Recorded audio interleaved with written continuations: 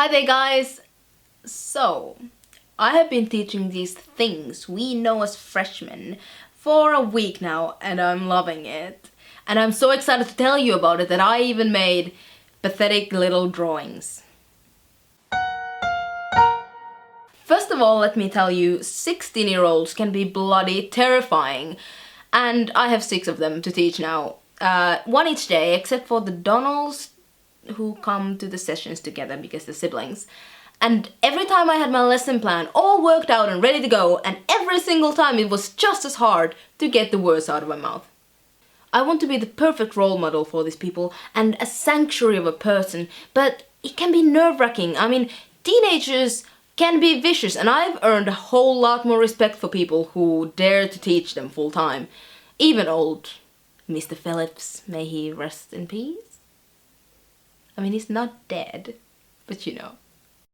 My students are total sweethearts though, and I really feel like they like me as well. Where should I start? Well, on Monday afternoon, Prilly Rogerson sits down in front of me, wildly violating the dress code. I mean, I don't really care.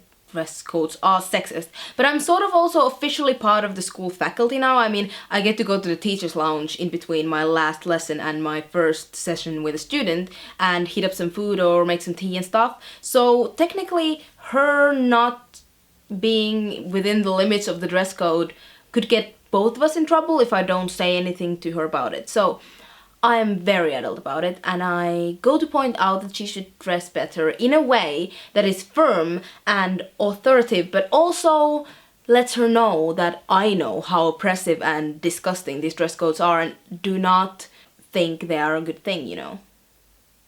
We plunge into her maths and suddenly she goes, "Hey, you're friends with Gilbert Blythe, right?" And I say, yeah? So, are you like his girlfriend or something?" And I say, "No, I'm just friends with Gilbert." "Okay," she says and turns back into her book. But then, just as I almost start talking about triangles again, she goes, "Oh, right, because you're gay, right?" I'm not really sure what I am, love.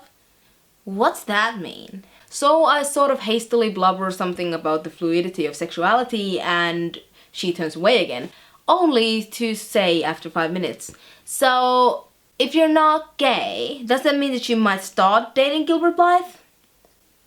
Which is where I pull my back into my best schoolman posture and say in a voice Mary Poppins would be proud of while closing the book, "Prilly, would you mind telling me what this is about?" I mean, Gilbert Blythe is like totally hot and he's a senior, so I was wondering whether or not you would know if he would like to go out with me and if you would be mad at me if he did. And I say, with authority still in my voice, "Prilly, would you like me to ask him for you?" "Oh my god, would you? That would be so awesome!" And then we can finally concentrate on math for the next 5 minutes.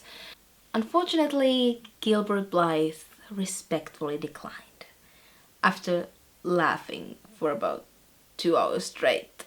I don't know how I'll break the news to Prilly. On Tuesday, I had Barbara Shaw. She's this tall, lean girl who has long brown hair, which makes her look like a stretched out Bella Swan, sort of, in the best possible way. She is so shy and awkward and kind of clumsy as well. I think she dropped like 5 things when she was trying to get her books out. And I mean, she's so adorable. I just want to squish the air out of her because she's so cute. She dresses like a punk rocker, but she's the shyest, kindest little girl. And yeah. I teach her English because I think she has dyslexia or something. I mean, she's doing well in school, but her parents want to make sure that she reaches her full potential despite her disability. On Wednesday, I had the pleasure of meeting the Donnell twins. I mean, the Donnell twins. I had the pleasure of meeting the Donnell twins. Clarice, Almira, and Jacob. That was an interesting encounter through and through. Well, first of all, Clarice shows up in full-on Harajuku girl gear which I can't say that surprised me. I mean, her mother, who is trying to open a yoga studio full on equipped with plastic Buddhas and everything, is the only thing everyone, read Rachel Lind, has been able to talk about all summer. Plus I've seen her walking around in school, so I'm not really surprised to see her exterior. So they come in and I say, "You guys must be the Donalds, nice to meet you." And she just sort of looks at me and goes, "The stress is on the last syllable." There's a confused silence. As in, Donnell. My eyes sort of meet Jacob's and he doesn't look embarrassed, but just like he's so done. And then CA continues, "We're like 1/16 French, and my mom says we need to hold on to our heritage." Another silence, this time more of the me trying to hold in my laughter variety. And I say, "Of course, I'm sorry, you must be CA, and you're probably Jacob." And then this boy, this child turns to me, bless his Caucasian soul, and says, "Yeah, my brothers call me Slim Rizzle." And then he goes for one of these thug handshakes like this. Now I know for a fact that the only people, even remotely African, or even just a little bit brown in this town are me and Mrs. Lind. And then there's of course Miss Stacy, but she lives in comedy. So I know all of these brothers of Jacob's must be just as white as him. So I put on a smile, swallow my laughter and say, "Nice to meet you, Jacob," and shake his hand in a traditional manner. I know you might be wondering why I didn't call him out on his bullshit, but I just decided that this was not the time or the situation and that I just needed to pick my battles, you know.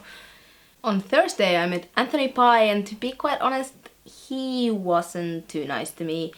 Actually, not at all. He walked in and sat down and looked like he was gonna crush the chair with his athlete's frame, and just looked at me with his black eyes and didn't say a thing. So I just put on a charming smile and go, "Hello Anthony, nice to meet you." He looks at me and says, "You took Blythe's spot."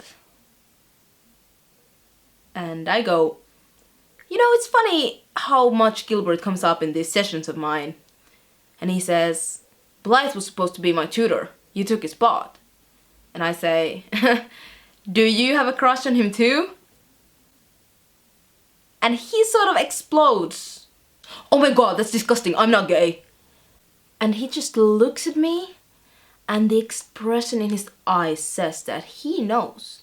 He knows exactly what he's saying and how it affects me. I don't think it even was his actual opinion, necessarily. He was just saying it to get under my skin. And the only thing I can think of that moment is how much hatred this kid must have inside of him to make him say something like that. And I ask a little bit more pointedly than I was supposed to, "Anthony, is there a reason you would not like me to tutor you?"